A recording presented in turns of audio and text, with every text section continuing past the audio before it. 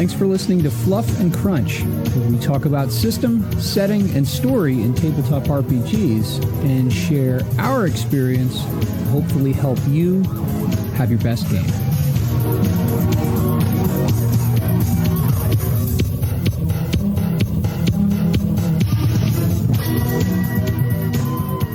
Well, if you are watching or listening, it's been several months since I have posted anything new to this channel, and I was in kind of like a null space, a void space, wondering what I was going to do with the show. I can go into more of that later. You can go back to some of my most recent last episodes to see about some of the changes that I went through a couple of months ago regarding the show, but I have decided to give it a go at resurrecting the thing. I went into my AD&D first edition player's handbook, and we made our system shock or resurrection save based on our constitution. And so we're going to give this a whirl. So if you're new to the show, my name's Jeremy. I have been playing and mostly GMing for most of my life. That is since the very early 80s.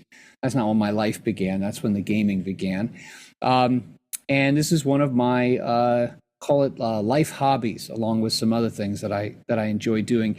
And I had originally put the show together to talk about three things: system, setting, and story, and how those things come together, and how you can think about those three different things and their overlap and their synergy to have the best games that you can. So I'm still coming back to that.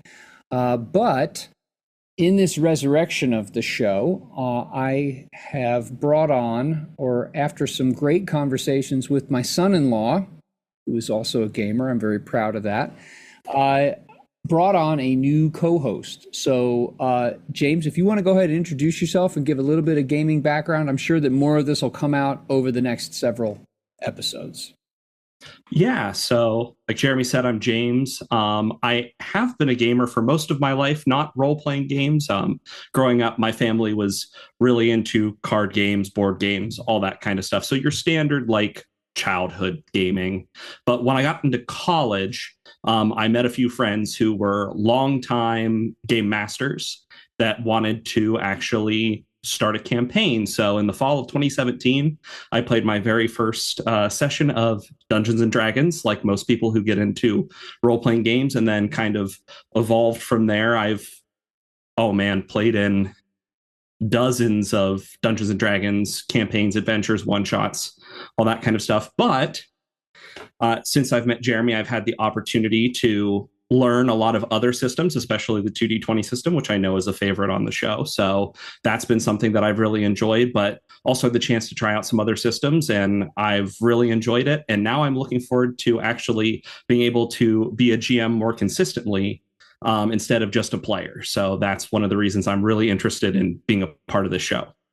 Excellent. And it's neat because, you and I have had these conversations over the last couple of years of gaming and ideas, and like I said, when we have time to visit in person, we've played some different games, but it's fascinating. You are, in terms of like the generations of gamers and how, like, Dungeons and Dragons, it feels like to me has had this major era over the last 8-9 years or so. Really, I'd say like 6 or 7 years.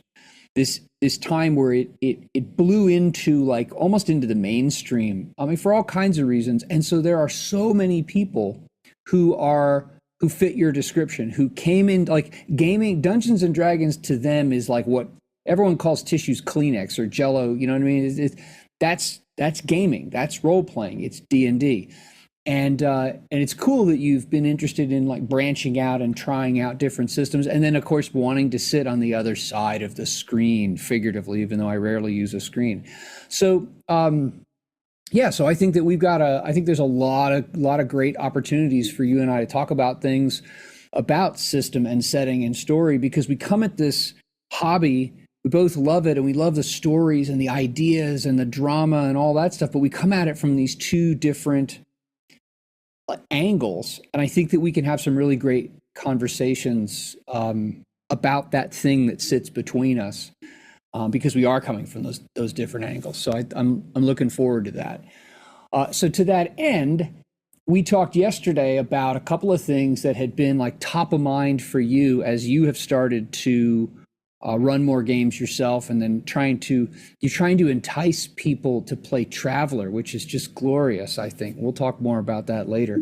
But you had a couple of questions, a couple of things that you wanted to touch on. So I figured in this first episode we could just have a conversation about those things. And you asked a question. You said you wanted to know how to handle a party of or a group of experienced or inexperienced or mixed players. So help me understand what you mean by that so that you and I are on the same page, because I think that's a really important question if I'm understanding it the right way.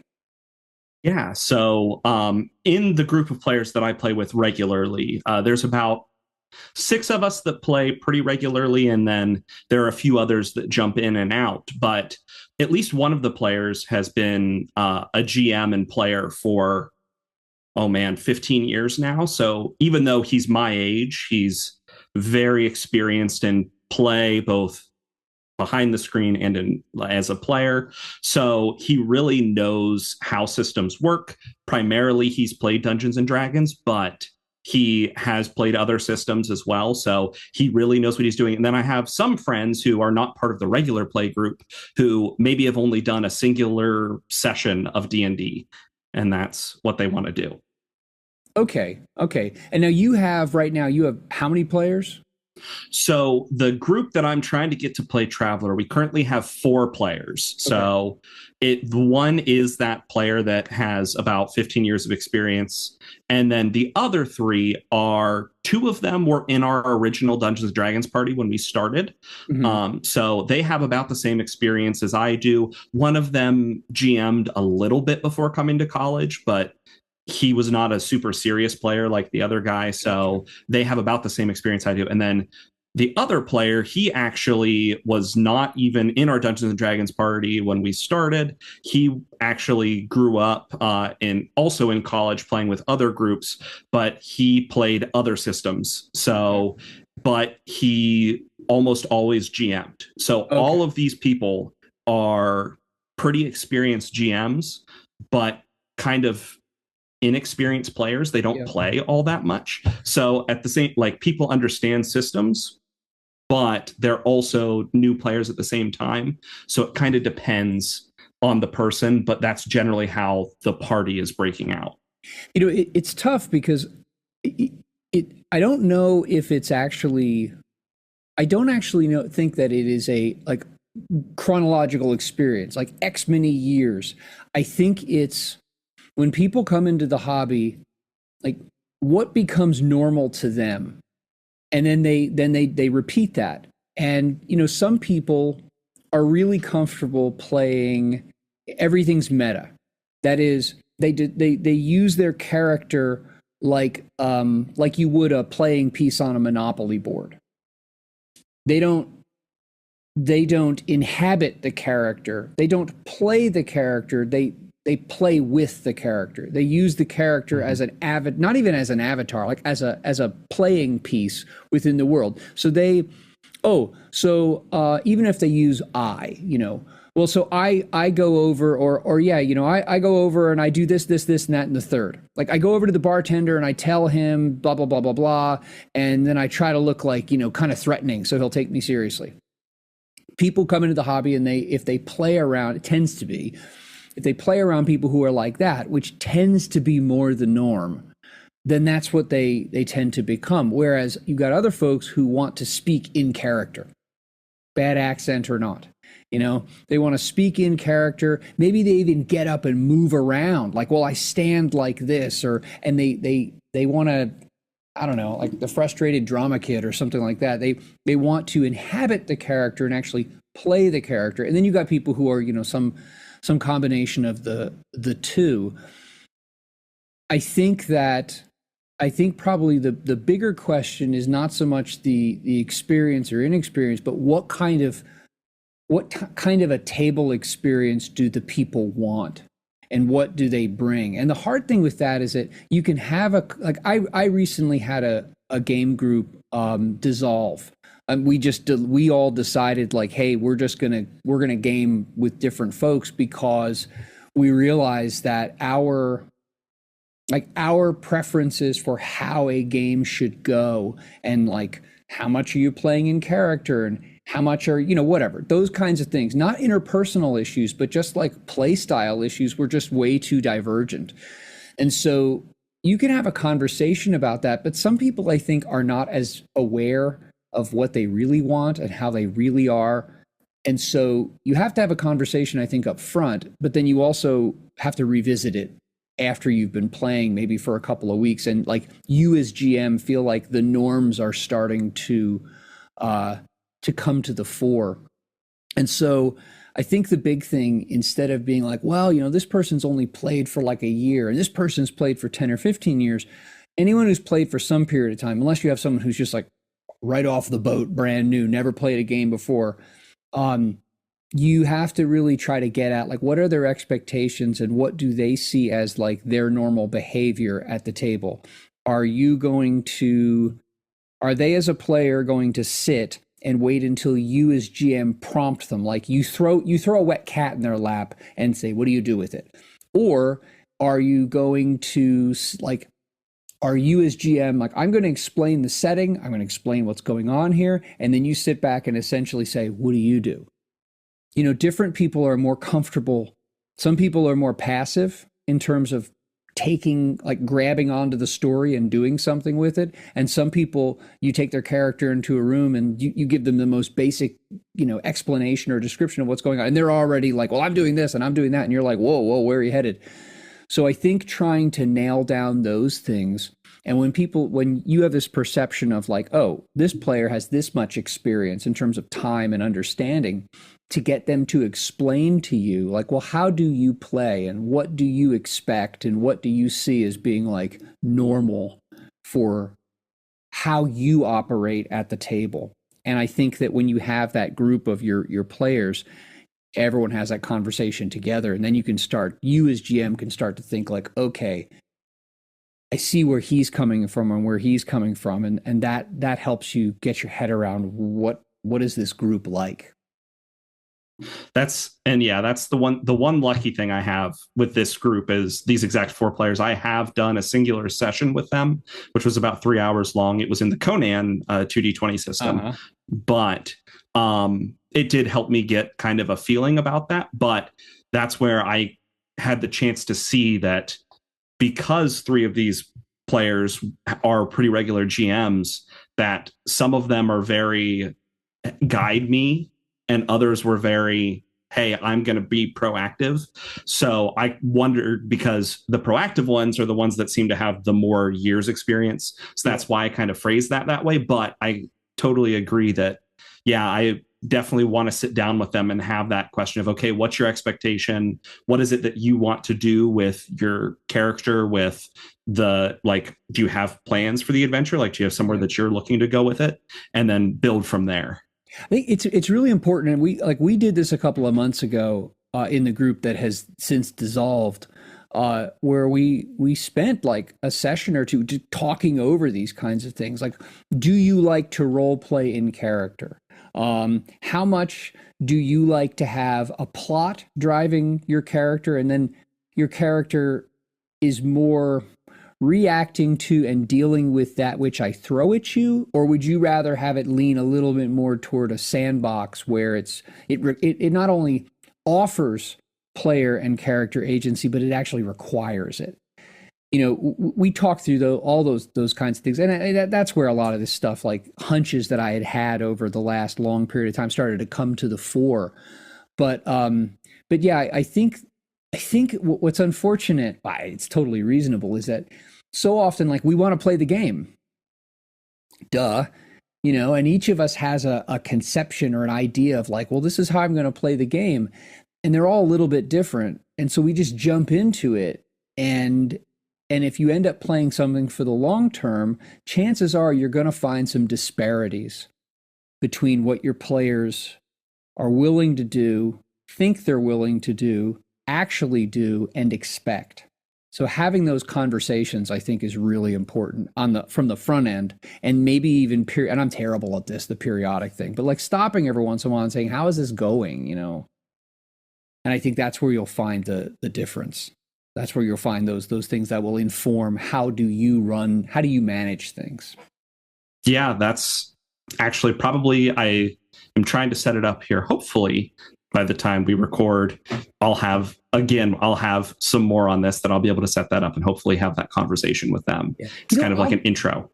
I'll dig around because I actually think I came up with like not like a form, but like kind of a list of questions or topics that we could talk about. I'll see if I have something like that buried somewhere in my many, many nested folders of all this gaming stuff on my computer. So I want to tackle this next question because this one is really important, actually.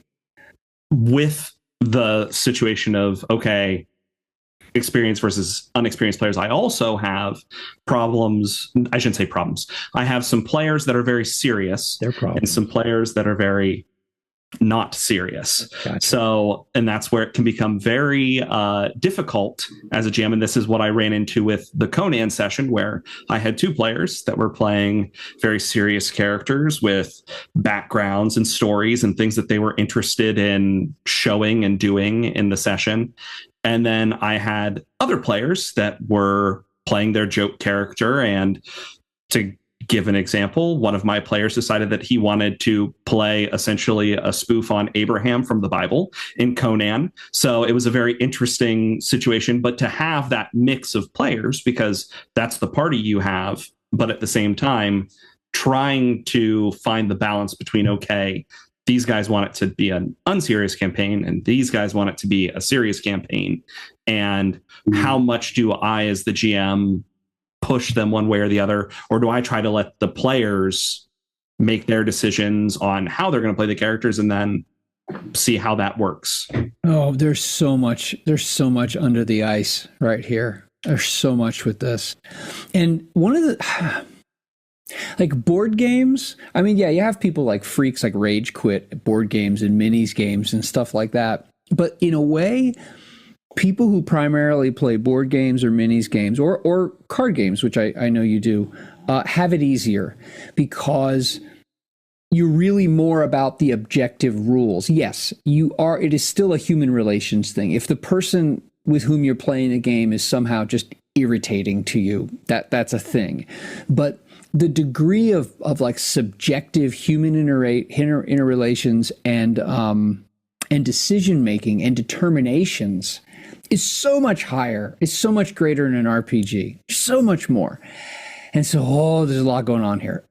Okay. Serious versus unserious. First off, it's always easier to paper over the disparities in play styles when you have a one-off or a short story arc, because you can essentially sell it as, hey, this is going to be X, Y, and Z. This is what, hey, let's do this. I've got this great 3-session, I think, adventure.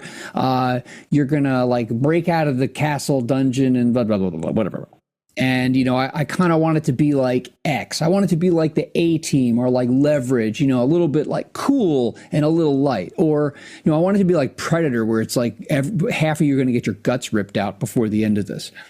And you can sell those things to people. And I think in those cases, more people than not will buy into the short term, the mood, serious versus unserious. It's when you play for longer because everyone reverts to their mean eventually. And when you talk about serious versus unserious, I think there are usually that manifests, at least in my experience, is with an unserious player, not an unserious character. Correct. Although sometimes you get the person who, like, they're being unserious, and so they're trying to use their characters like the comedic goof or something like that, or the like you know, I'm funny kind of thing. Or they're the person who you know, they are, what are they doing? They're you know, they're constantly making like movie references and jokes and meta stuff that actually slows the game down. So there's your unserious player who's probably really there just to have fun with friends. And then you've got the lesser unserious player who manifests it through their character behavior. I think very rarely do you have a very serious player who's like, I'm really focused on playing a good game here, and their character is like an idiot. on purpose. So my solution to this is to take the unserious player outside and shoot them. No, that's not true. Although sometimes I felt like no.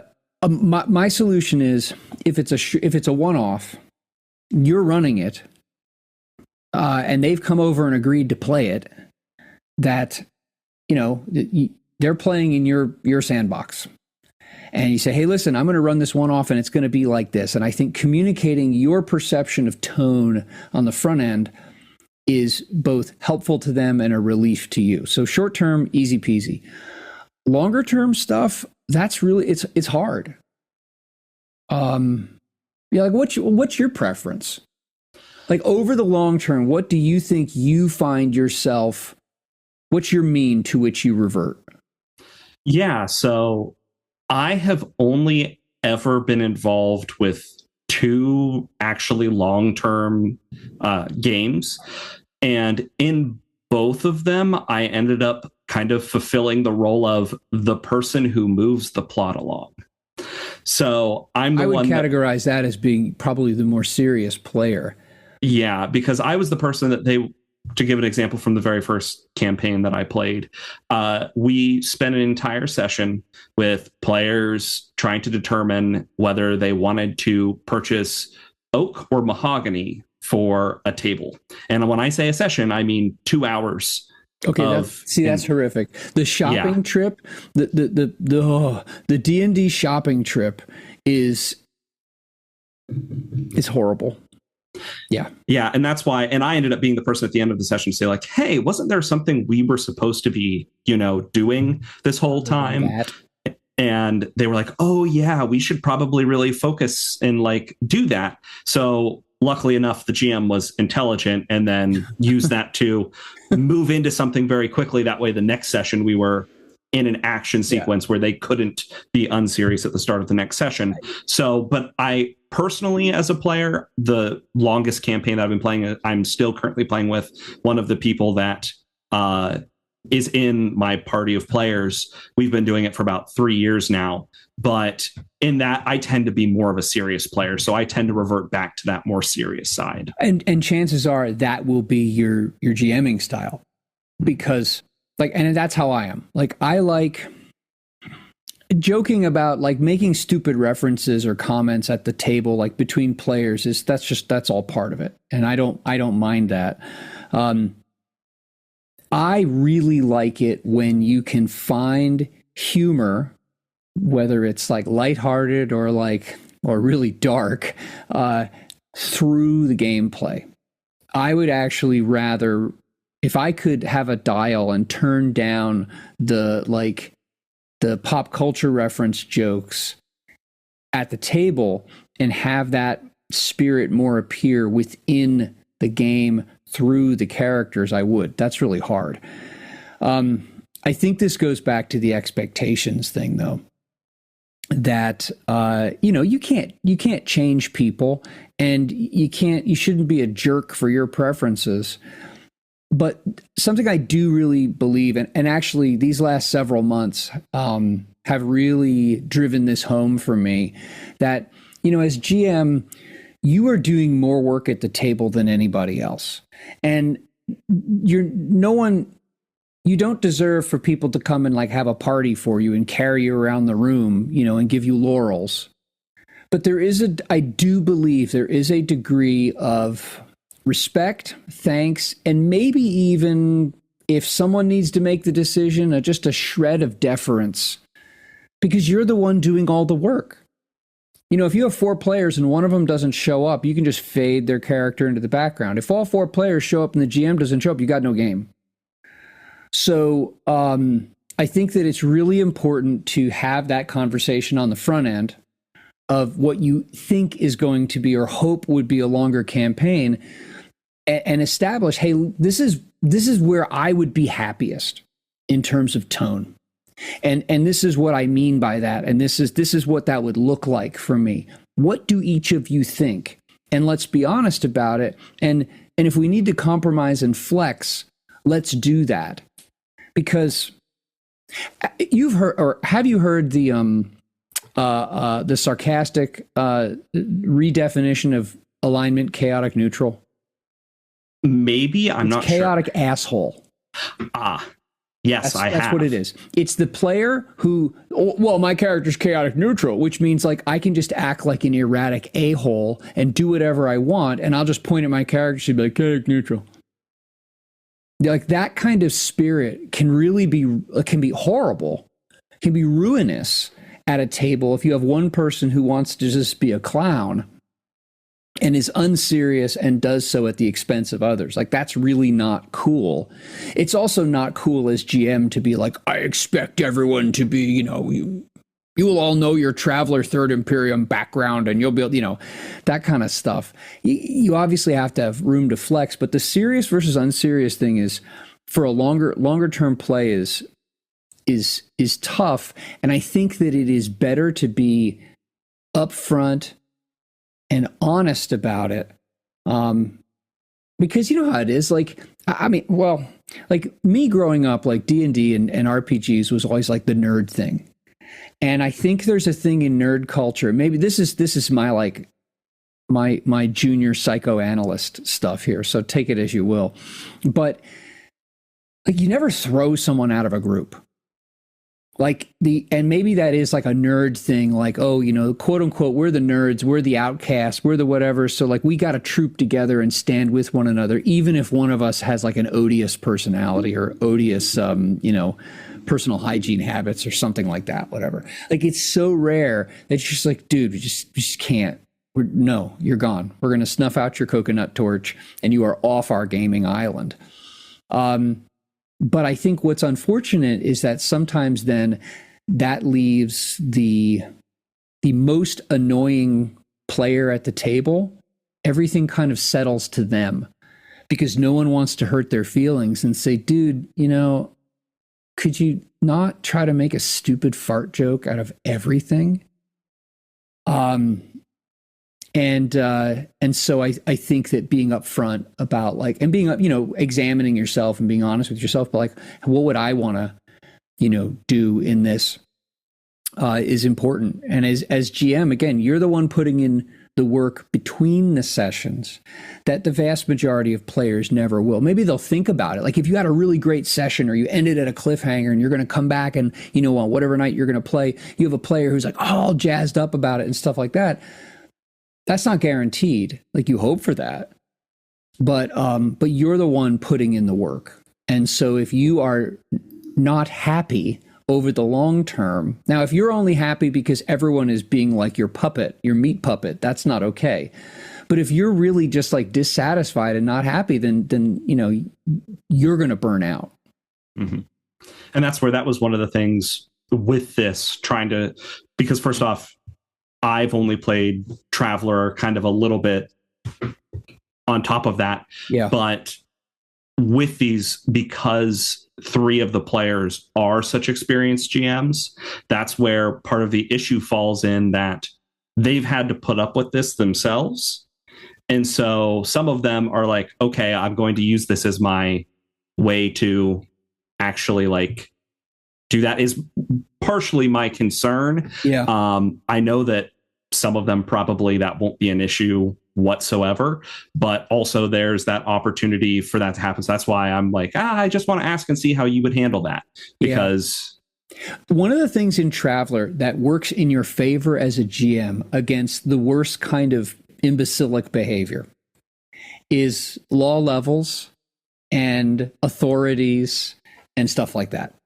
If a character, I mean, it's weird. I think that sometimes fantasy games, fantasy settings, we let players get away with a lot more through their characters than they would in a different kind. Like many years ago, I was running a Cyberpunk 2020 game, and one of my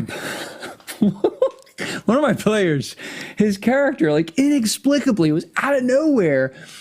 They had, I don't know how much you know about Cyberpunk 2020, but like Cyberpunk 2020 is like all dark future and cyberware and Blade Runner and all that kind of stuff. And they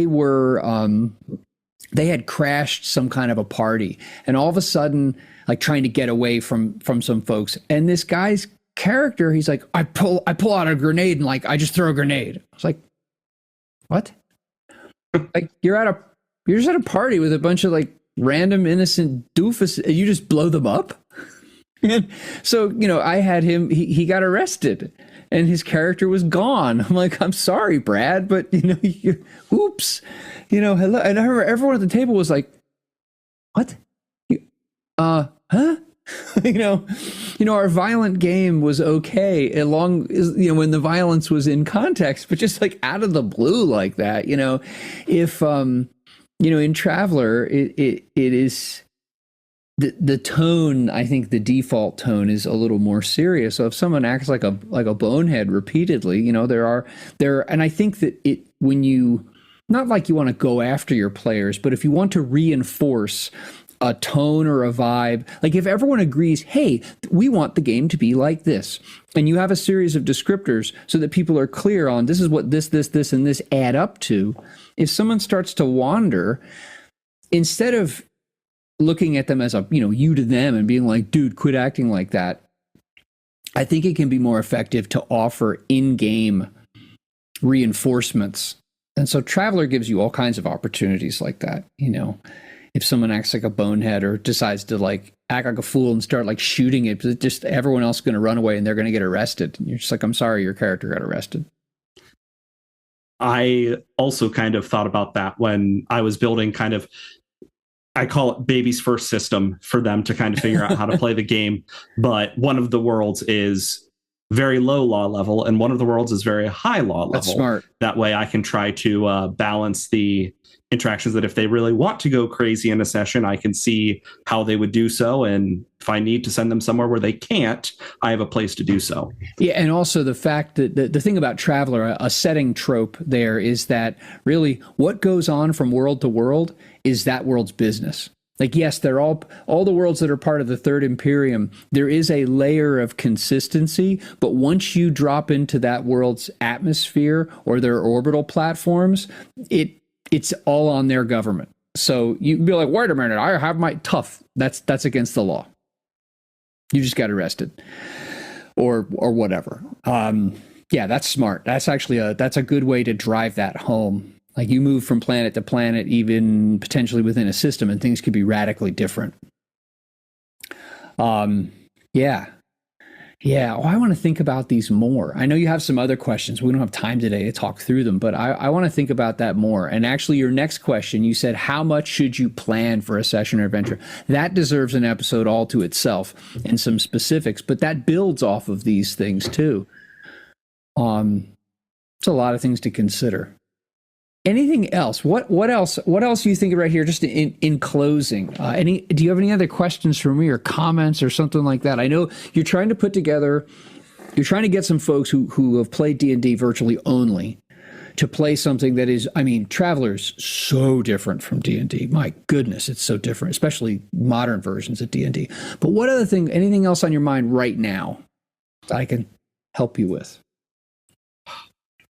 Those are into the prepping for this first session that I'm going to be having for that.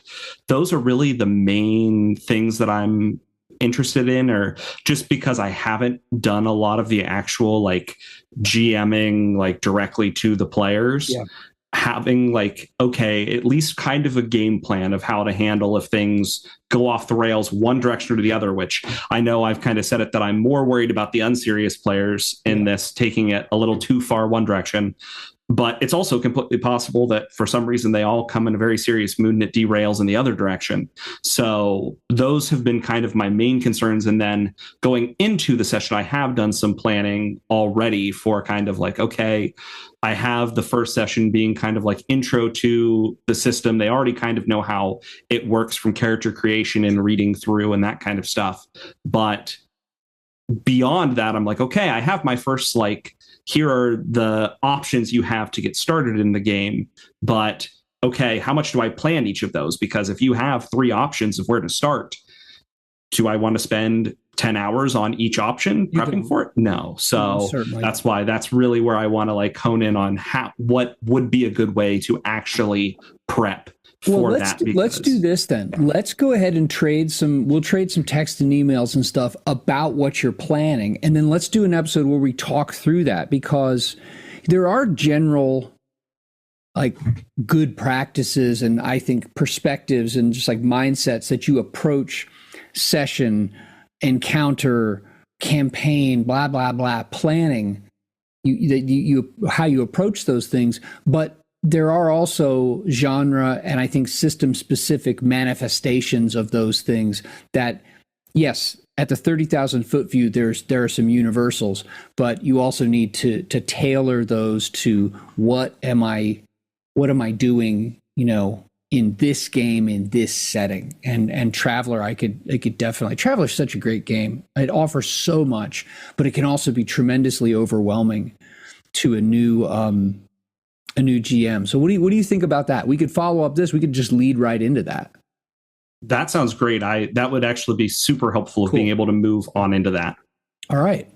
Well, good deal then. All right. This is great. So listeners, if you have any thoughts, if you have any feedback or comments about this, please like, subscribe, drop some comments, let us know what you think, and offer up some advice, because the more we all share these things, the more I think we can all benefit from them. And then our next episode, James, we can talk about these specifics, about some ideas about how you can roll out Traveller well for yourself, but also for your players, because they could have just a terrific experience with it. Yeah, that sounds like a great plan, Jeremy. Cool. All right.